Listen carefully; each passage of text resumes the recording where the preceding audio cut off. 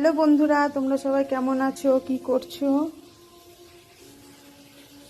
আজকে আমি রান্না করছি কি সেটাই তোমাদের সাথে শেয়ার করব। আমি এখানে কড়াই বসিয়ে দিয়েছি, এখনো গ্যাস ধরাইনি। এখানে কিছু ভাজা কেটে রেখেছি, ভাজা করব। আর এখানে ভাত অলরেডি হয়ে গেছে।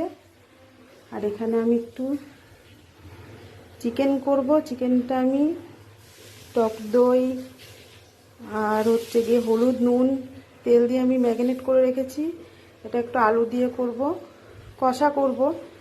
এখানে আদা রসুনের পেস্ট, জিরে গুঁড়ো, ধনে গুঁড়ো, লঙ্কা গুঁড়ো, কাশ্মীরি লঙ্কা সব কিছু আমি রেডি করে রেখে দিয়েছি। আর হ্যাঁ বন্ধুরা, শনিবারে কিন্তু আমরা নিরামিষ খাই না। চলো রান্নাটা করে নিই। আমার রান্নাটা কমপ্লিট হয়ে গেছে। দেখো আমার চিকেনটাও রান্না হয়ে গেছে।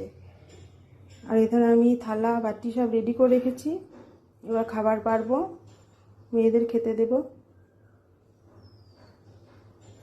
চলো টাটা।